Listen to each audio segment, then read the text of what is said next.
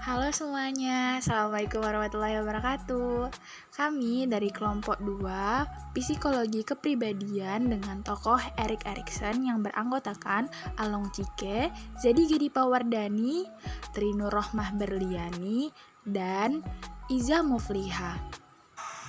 Biografi Erik Erikson lahir pada 1902 dan wafat 1994.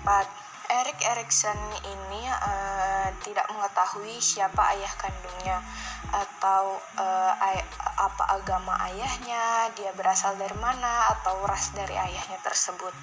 Sehingga Erik Erikson tidak mengenal dirinya sendiri. Sehingga saat dewasa dia mengganti namanya menjadi Erik Hamburger Erikson. Dibesarkan oleh orang tunggal yaitu ibunya. Kemudian masa remaja dipenuhi perasaan tidak fit atau didn't belong to anywhere, identity crisis. Masa dewasa dipenuhi dengan bergonta-ganti pekerjaan dan lokasi tempat tinggal, itu karena dia ingin menemukan jati dirinya sendiri. Erik Erikson juga memiliki banyak keahlian, beberapa darinya yaitu tentang seni, psikoanalisis, psikohistory, and antropologi. Kemudian struktur kepribadian. Yang pertama itu ada ego kreatif. Nah, di ego kreatif ini terbagi menjadi 3 jenis ego atau era post-Freudian. Pertama ada the body ego, kesadaran dan pengalaman kita tentang tubuh, termasuk kepuasan dan ketidakpuasan akan tubuh. Yang kedua ada ego ideal, yaitu gambaran diri kita yang kita bandingkan dengan konsep ideal, tidak hanya fisik tetapi keseluruhan dari kita. Yang ketiga ada ego identity, gambaran diri mengenai diri kita dan segala peran sosial yang kita lakoni. Kemudian yaitu ego otonomi fungsional. Ego otonomi fungsional ini adalah ego yang berfokus pada penyesuaian ego terhadap realita. Contohnya yaitu pada hubungan ibu dan anak. Erikson menekankan kesadaran individu untuk menyelesaikan diri dengan pengaruh sosial. Erikson juga berusaha mengembangkan teori insting dari Freud dengan membuat serta menambahkan konsep epigenetik kepribadian yang nantinya akan dibahas. Erikson juga secara ekspresif mengemukakan bahwa motif mungkin berasal dari impuls id yang tak sadar, namun motif itu bisa membebaskan diri dari id seperti individu meninggalkan peran sosial di masa lalunya. Kemudian, Erikson menganggap ego sebagai sumber kesadaran diri seseorang. Kemudian, pengaruh masyarakat. Pengaruh masyarakat adalah pembentuk bagian terbesar ego, meskipun kapasitas yang dibawa sejak lahir oleh individu juga penting dalam perkembangan kepribadian. Erikson mengemukakan faktor yang mempengaruhi kepribadian yang berbeda dengan Freud.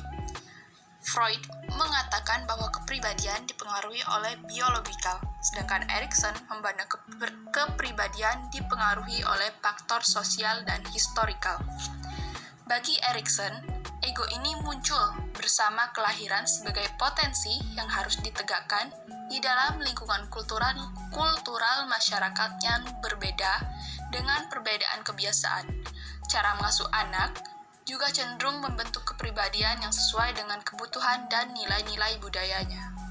Selanjutnya yaitu perkembangan kepribadian teori psikososial. Yang pertama ada prinsip epigenetik. Istilah epigenetik sendiri sebenarnya adalah istilah yang dipinjam dari embriologi. Jadi, perkembangan epigenetik adalah perkembangan tahap demi tahap dari organ-organ embrio. Dengan cara yang sama, ego ini mengikuti perkembangan genetik dengan tiap tahapan perkembangan pada waktu yang seharusnya. Satu tahapan muncul dan dibangun berdasarkan tahapan sebelumnya, namun tidak menggantikan tahapan sebelumnya. Perkembangan epigenetik ini dapat dianalogikan dengan perkembangan fisik anak-anak yang berangkat sebelum berjalan sebelum berlari, dan berlari sebelum melompat. Kemudian, saat mereka merasa cukup matang untuk melompat, mereka masih mempertahankan kemampuannya untuk berjalan, berlari, dan merangkak. Kemudian, aspek psikoseksual. Teori perkembangan dari Erikson ini melengkapi dan menyempurnakan teori Freud dalam dua hal. Pertama, yaitu melengkapi tahapan perkembangan menjadi 8 tahapan. 8 tahapan ini yaitu tahap bayi, anak, usia bermain, usia sekolah, remaja, dewasa awal, dewasa, dan tua. Freud hanya membahas 4 tahapan, dari bayi sampai dengan usia sekolah. Yang kedua yaitu memakai analisis konflik untuk mendeskripsikan perkembangan kepribadian. Perkembangan insting seksual atau seksual infantil dipakai Freud untuk menjelaskan bahwa trauma seksual bisa dialami manusia pada usia dini dan bagaimana pengaruhnya pada masa yang akan datang.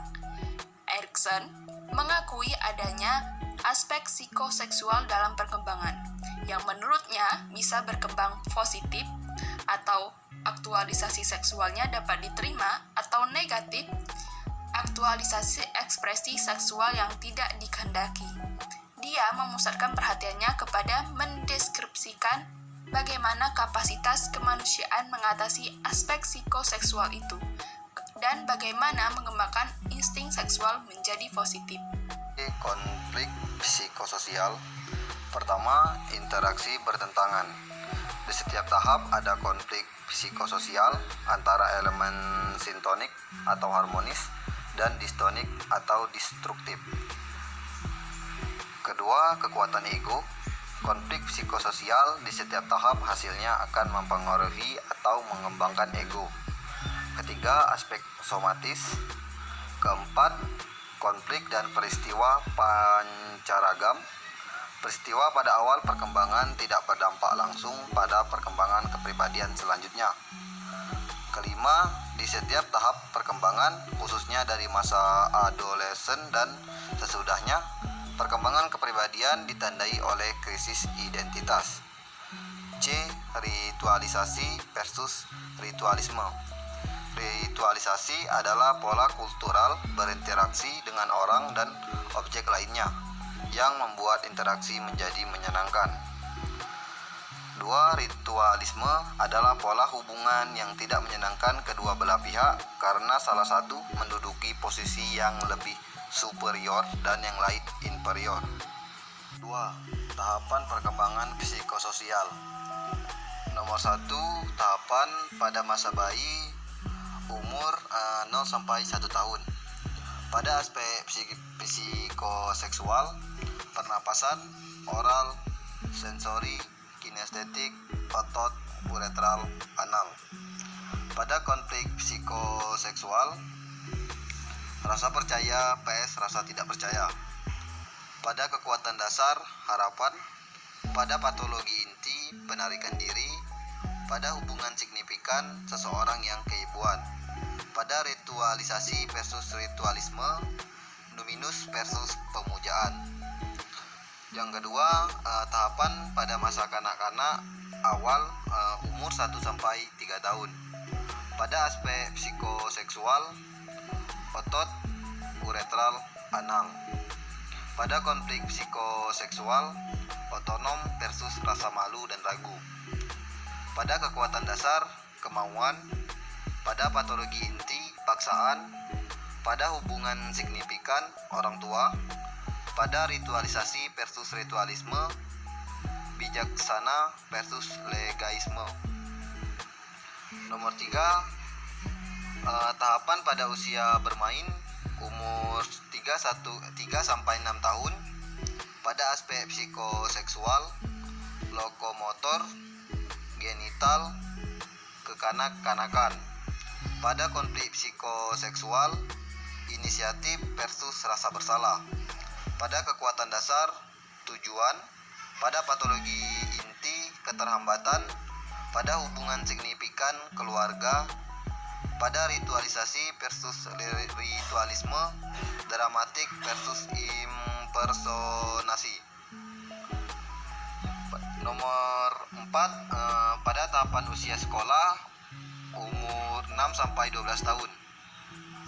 Pada aspek psikoseksual, latensi, pada konflik psikoseksual, ketekunan versus rasa rendah diri. Pada kekuatan dasar, kompetensi. Pada patologi inti, inersia. Pada hubungan signifikan, lingkungan tempat tinggal sekolah. Pada ritualisasi versus ritualisme, formal vs formalisme. Yang nomor 5, pada tahapan masa remaja atau adolesen umur 12 sampai 20 tahun. Pada aspek psikoseksual, pubertas. Pada konflik psikoseksual, identitas versus kebingungan identitas. Pada kekuatan dasar, kesetiaan. Pada patologi inti, penyangkalan peran. Pada hubungan signifikan, kelompok teman. Pada ritualisasi versus ritualisme, ideologi vs totalisme.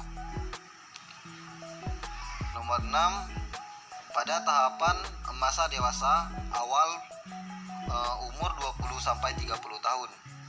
Pada aspek psikoseksual, genitalitas. Pada konflik psikoseksual, keintiman versus keterasingan. Pada kekuatan dasar, cinta. Pada patologi inti, eksklusivitas. Pada hubungan signifikan, pasangan seksual. Pada ritualisasi versus ritualisme, afiliasi versus elitisme. Nomor 7, pada tahapan masa dewasa umur 30 sampai 65 tahun. Pada aspek psikoseksual, prokreativitas. Pada konflik psikoseksual, generativitas versus stagnasi. Pada kekuatan dasar, kepedulian. Pada patologi inti, penolakan. Pada hubungan signifikan, pekerjaan terpisah dan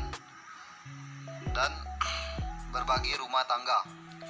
Pada ritualisasi versus ritualisme, generasional versus otoritisme. Nomor 8, pada tahapan usia lanjut umur sampai 65 tahun. Pada tahapan aspek psikoseksual, generalisasi gaya seksual. Pada konflik psikoseksual, integritas versus keputusasaan. Pada kekuatan dasar, kebijaksanaan. Pada patologi inti, penghinaan. Pada hubungan signifikan, semua umat manusia. Pada ritualisasi versus ritualisme, integral versus sepentisme. Selanjutnya dari Erik Erikson ada aplikasi.